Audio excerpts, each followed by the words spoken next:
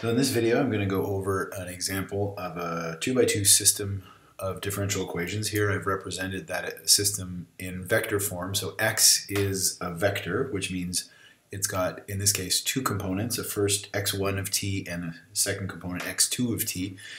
And this equation tells us that the derivative of x is equal to a matrix A multiplied by x, where A is given by 1, minus 1, 1, 3.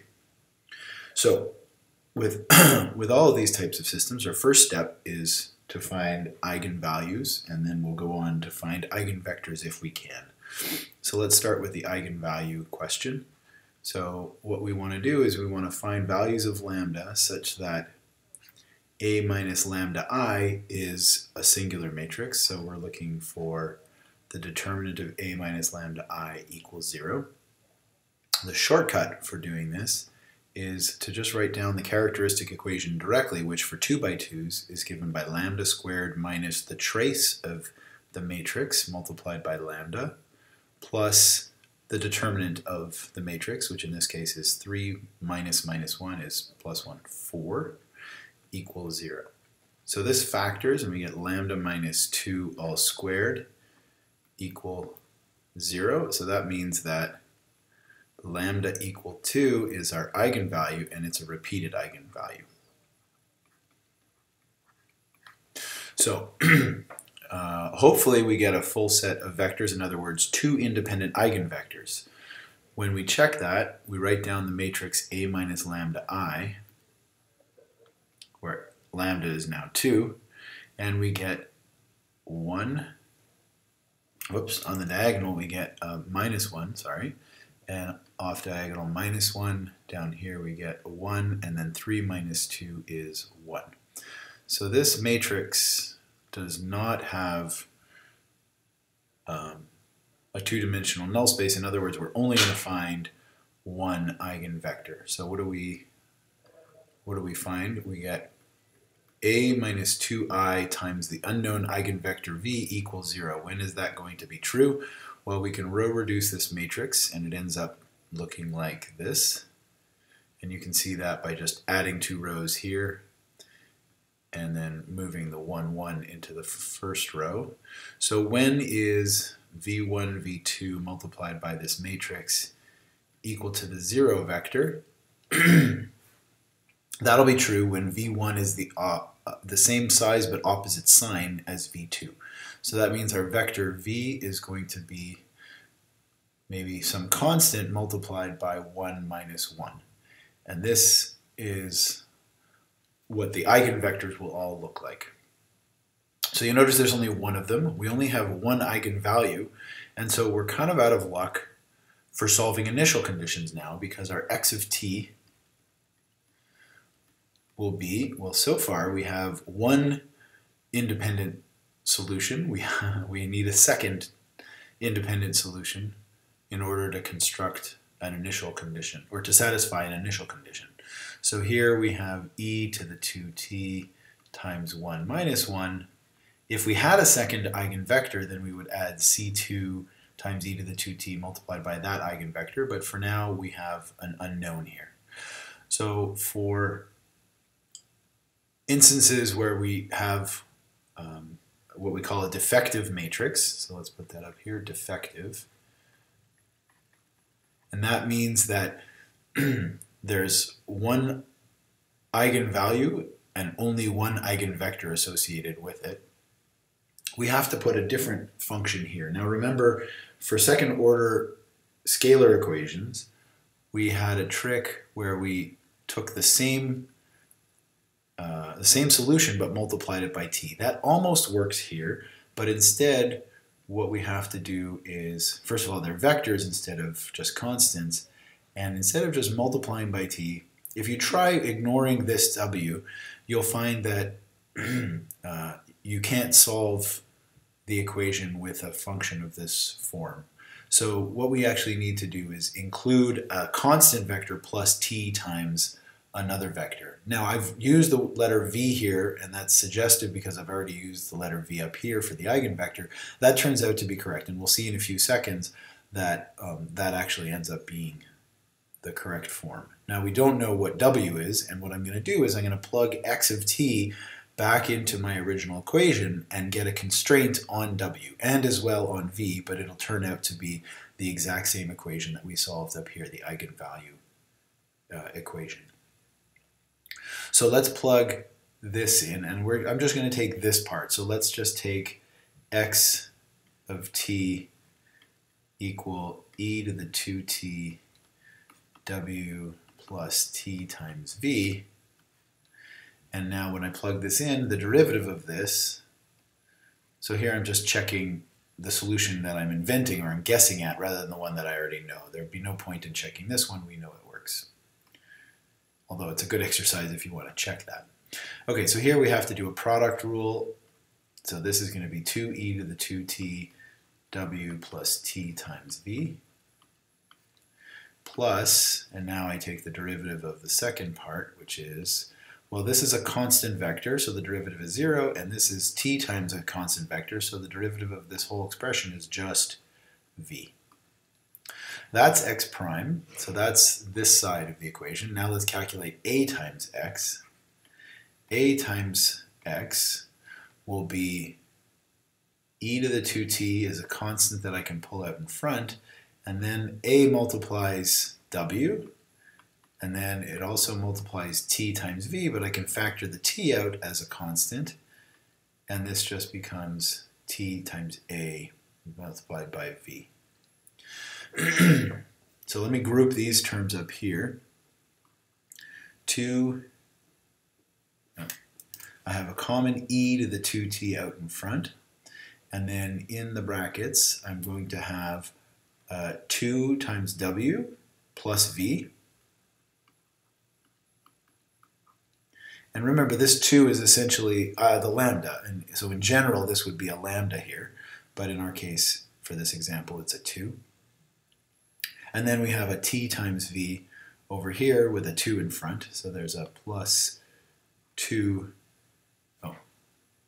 2t times v. So now I want x prime to be equal to ax, so I've got to choose w and v so that this expression matches this expression.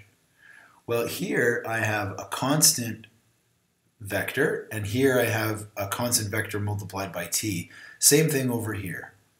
There's a constant vector, and here is a constant vector multiplied by t. Now I have to sort of group those two together, the 2v.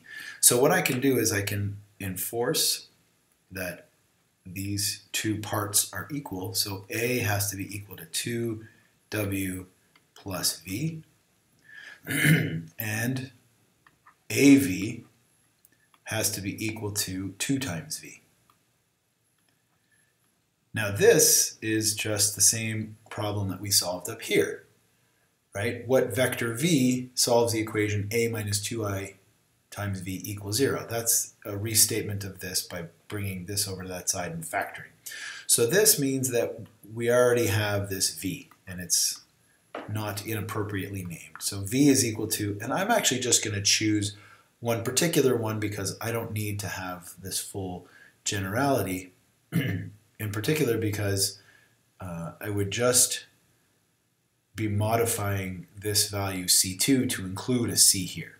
Now there's a little bit of a subtlety as to how to factor the c out when there's a w as well, but that will also end up having a c if I leave it in there. So I'm just going to leave it out and call the eigenvector 1 minus 1. And so this is the vector that I then plug in here, and now I have to solve this equation for w, which is a very similar type of equation to the one we solved up here. It's just that there'll be another vector on this side. So we would write it down, instead of row reducing this matrix on its own, we would augment it with a row, rather a column given by the right-hand side, which would be 1 minus 1. Okay, so let me just erase this for now. And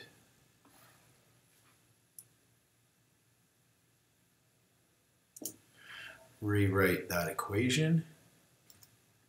A times w I'm going to bring the 2w over to this side, equal v, and then I'm going to factor it out, a minus 2I times w is equal to v. And now this matrix here is, as it was before, minus 1, minus 1. Oops. Yeah, minus 1, minus 1, 1, 1. And then v was 1, minus 1. So row reducing now, I have to be a little bit more careful because I have the right-hand side included here. So I'm going to add these two rows, and you'll notice when I add these two, I end up with a row of zeros. And I can multiply this top row through by minus 1, or just put this one in the first row, and I get 1, 1, minus 1. So solving this in terms of my v components, this says that v1 plus v2 must be equal to minus 1. And so if v2 is free, I can choose any constant to represent v2, then v1 will have to be minus 1 minus c, and I get that by putting a c here and bringing it over to this side. And now I can write this in vector form, v1, v2 is equal to, and now I have a minus 1 minus c and a c, which can be rewritten as the vector minus 1, 0 plus c times minus 1, 1. Okay, so this, oh, whoops, these should be called w's, I'm sorry. So this is the unknown vector that we were looking for to fill in our solution x of t equal, and I'm just going to include the second part, no I won't, I'll write the whole thing out actually, e to the 2t times 1 minus 1 plus c2 e to the 2t, and now in the brackets here I could include minus 1, 0 plus c times minus 1, 1 for w plus t times 1 minus 1. But this piece here, you'll notice if I have already a constant times e to the 2t multiplied by 1 minus 1, if I then multiply this out, this c2 multiplied by c and multiplied by e to the 2t and minus 1, 1 has the exact same form as this does, except multiplied through by a minus 1. So this piece actually already appears here. I could lump them together and rename c1 so that I have a single expression out here. So I can effectively just ignore this term or say choose c equal to 0 and drop this out of my expression. So then my general solution will be c1 e to the 2t multiplied by the actual eigenvector, and then we add to that c2 times e to the 2t, all multiplied by what we call a generalized eigenvector, this w that we found, plus t times the real eigenvector.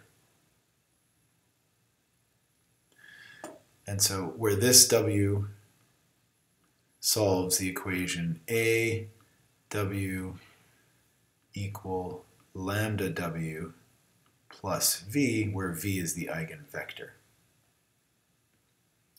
And that is how you solve a 2x2 system when you have a single repeated eigenvalue with only one eigenvector.